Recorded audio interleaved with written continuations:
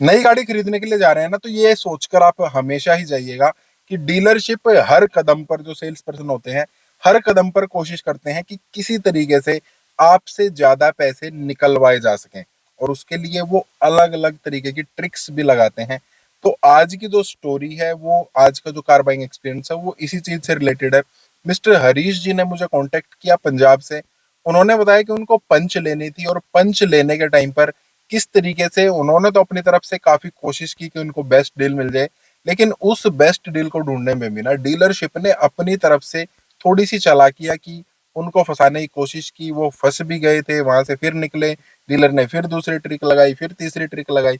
तो अलग अलग चीजें हैं, एक ही गाड़ी में उनको मल्टीपल एक्सपीरियंस रहे। तो कौन से वो एक्सपीरियंस है, क्या वो चीजें हैं जो नेक्स्ट टाइम हमें गाड़ी खरीदने में हेल्प कर सकती हैं, चलिए एक बार बात कर लेते हैं। हेलो, मेरा नाम है अमित और आप देख रहे हैं डेली ऑटो लाइफ। और अगर आप भी मिस्टर हरीश की तरह कोई अपना कार बाइंग एक्सपीरियंस शेयर करना चाहते हैं, या गाड़ी खरीदने से रिलेटेड कोई क्वेश्चन है, गाड़ी कैसे ले, कौन सी ले, डीलर की ट्रिक कैसे समझे, कोटेशन कैसे समझनी है, स्कैम से कैसे बचना है, तो उन सब के लिए भी आप मुझे कांटेक्ट कर सकते हैं। मिस्टर हरीश ने 2 से 3 डीलरशिप विजिट की अपनी गाड़ी को सिलेक्ट करने के लिए, फाइनल करने के लिए, डील फाइनल करने के लिए। पंच के लिए ज्यादा उनको डिस्काउंट मिल नहीं रहा था, लेकिन फिर भी 2-3 जगह घूमने के बाद एक डीलरशिप ने उनको बोला कि हम आपको 20,000 रुपए का डिस्काउंट, मतलब उनको ना जितनी भी जगह से कोटेशन मिल रही थी, इस डीलरशिप ने एक्स्ट्रा 20,000 रुपए उनको डिस्काउंट देने की पेशकश की, मतलब और 20,000 रुपए सस्ती उनको इस डीलरशिप के पास गाड़ी मिल रही थी। 2-3 दिन वो और घूमे, कहीं पर डील नहीं मिल रही थी, तो वो इस डीलरशिप के पास चले गए। अब इस डीलरशिप के पास जाने के बाद उन्होंने कहा ठीक है, मेरी गाड़ी बुक कर दो, और यही हमारा प्राइस फाइनल हुआ था। अब यहाँ पर डीलर ने समझ लिया, उस सेल्स पर्सन ने समझ लिया कि बाकी जगह ये सब कुछ पता करके आ चुके हैं, अब इनको हम अपने पास फंसाते हैं। किस तरीके से? उस बंदे ने बोला सर ये जो डील है ना, ये सिर्फ उसी दिन के लिए थी, आज ये डील अवेलेबल नहीं है। यार ये क्या बात हुई? अब मिस्टर हरीश जी कह रहे हैं आपने उस दिन बोला था। हाँ जी बोला था। देखिए क्या होता है ना, हमारी डीलरशिप पर ना अलग अलग दिन अलग अलग ऑफर चलते रहते हैं। उस दिन जो डीलरशिप के मालिक है उन्होंने कहा था 2-3 गाड़ियां हमें एक्स्ट्रा बेचनी है, कोई टारगेट वारगेट का सीन होगा, देखिए हमें तो पता नहीं है।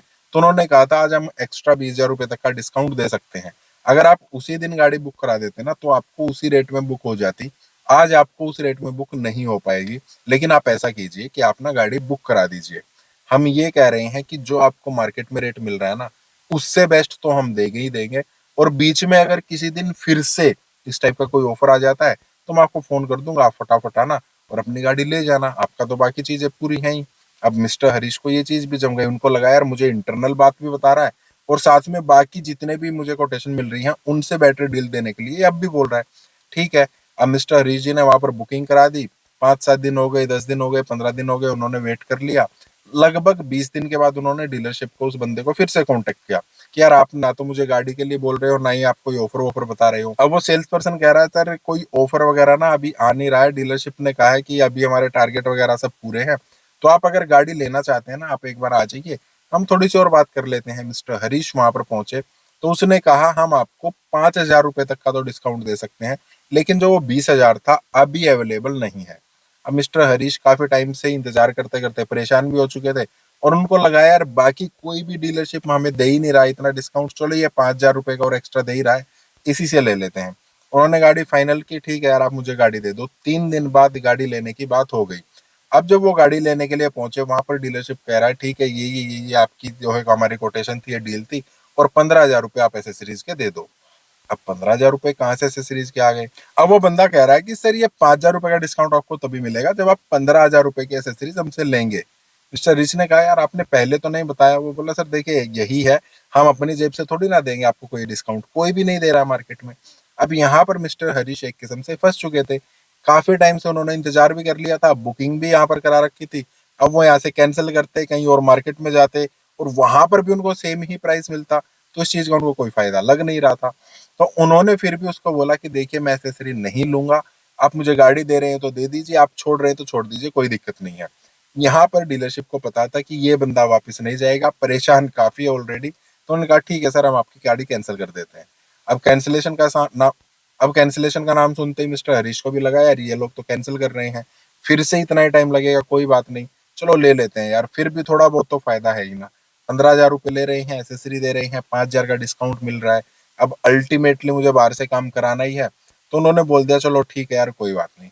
अब जैसे उन्होंने ठीक बोला, उसके बाद डीलरशिप को या उस सेल्स पर्सन को समझ में आ गया कि अब ये बंदा कहीं जाएगा नहीं, हमने इसको परेशान करके भी देख लिया है, अब ये थक चुका है, मेंटली हमने इसको परेशान कर दिया है। यहाँ पर उन्होंने इनको एक तरीके से और परेशान किया। अब वो कह रहे हैं ठीक है सर, आप पेमेंट वगैरह कर दीजिए, लोन ट्रांसफर करा दीजिए, फिर हम आपकी गाड़ी मंगा देते हैं, मतलब हमारे स्टॉक यार्ड में खड़ी है वहां से मंगा देते हैं।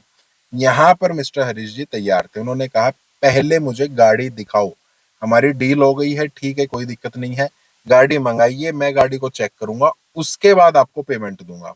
अब यहाँ पर डीलरशिप का कहना, उस सेल्स पर्सन का कहना है देखिए गाड़ी अभी आई नहीं है, जब तक आप पेमेंट नहीं देंगे ना, बुकिंग तो आपने करा दी ठीक है, जब तक आप पेमेंट नहीं देंगे हम आपकी गाड़ी स्टॉक यार्ड में खड़ी है, वहां से यहाँ नहीं मंगाएंगे, तभी हम आपको दिखाएंगे जब आप पेमेंट पूरी कर देंगे।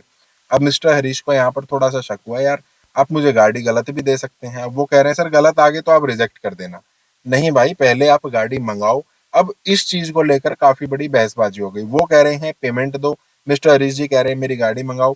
अब ये करते करते अब मिस्टर हरीश जी ने बोल दिया कि ठीक है यार, तुम कह रहे थे ना कि गाड़ी छोड़ दो, आप कैंसिल कर ही दो, लाओ मेरे को फॉर्म वगैरह दे दो। अब यहाँ पर जब देखिए एक बात करने के स्टाइल से ना पता लग जाता है कि कौन बंदा किस तरीके से बोल रहा है। सेल्स पर्सन को समझ में आ गया कि ये बंदा गाड़ी अब कैंसिल कर देगा, इस चीज को नहीं मानेगा। तो उसने बताया सर देखिए गाड़ी स्टॉक यार्ड में नहीं है, ट्राला चला हुआ है कंपनी की तरफ से, 2-3 दिन में आ जाएगा, जैसे ही गाड़ी आ जाती है हम आपको बुला लेंगे, आप गाड़ी चेक कर लेना, उसके बाद आप पेमेंट कर देना। अब यहाँ पर मिस्टर हरीश को समझ में आता है कि अच्छा मतलब गाड़ी तो इनके पास शुरू से ही नहीं थी, ना ही इनके पास कोई डिस्काउंट था, ये तो जस्ट मुझे यहाँ फंसाने के लिए कि किसी तरीके से ये कस्टमर यहीं पर रह जाए। पहले उन्होंने मुझे ज्यादा डिस्काउंट ऑफर किया, उसके बाद जब मैं इनके पास आ गया हार थक के तो इन्होंने डिस्काउंट को कम कर दिया, उसके बाद इन्होंने एसेसरीज को हटा दिया, और जब इन्होंने देखा कि पूरी तरीके से फंस चुका है तो ये डिले टैक्टिक्स का भी यूज कर रहे थे। यहाँ पर ये सारी चीजें एक बार क्लियर होने के बाद ना मिस्टर हरीश का माइंड फिर से एक बार फ्रेश हो गया। उन्होंने कहा कि ठीक है, जैसे ही आपके पास गाड़ी आ जाए मुझे बता देना, लेकिन जस्ट 2 दिन का टाइम मैं आपको दे रहा हूँ। मिस्टर हरीश वहां से निकल गए, लेकिन उनका पता नहीं क्या समझ में आया कि चलो एक बार इनके स्टॉक यार्ड की तरफ भी चल लेते हैं। इनके स्टॉक यार्ड की तरफ से वो गए, वहां पर ट्राले में से गाड़ी उतर ही रही थी और वहां पर पंच भी थी। मिस्टर हरीश ने उस बंदे को फोन किया, यार तुम तो कह रहे थे 2 दिन के बाद गाड़ी आएंगी, आपके ट्राला तो यहाँ पर लगा हुआ और उसमें पंच भी उतर रही है। उस बंदे ने से कहा सर ये आपकी नहीं है, ये किसी और की है, आपको नहीं दे सकते हैं।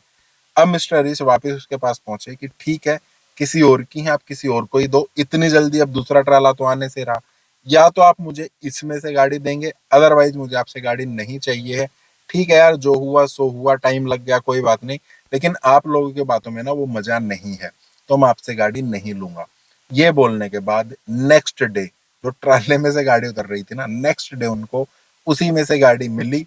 उनको पता लग गया बातचीत होने के बाद कि यहाँ पर ना थोड़ी सी टैक्टिक यूज कर रहे थे, किसी और की गाड़ी नहीं आई हुई थी, 2-4 तो गाड़ियां एक्स्ट्रा डीलर मंगा के ही रखता है, वो चाहते थे कि गाड़ी खड़ी रहे और कस्टमर को दिखाएं और उसके बाद किसी और को फंसाएं।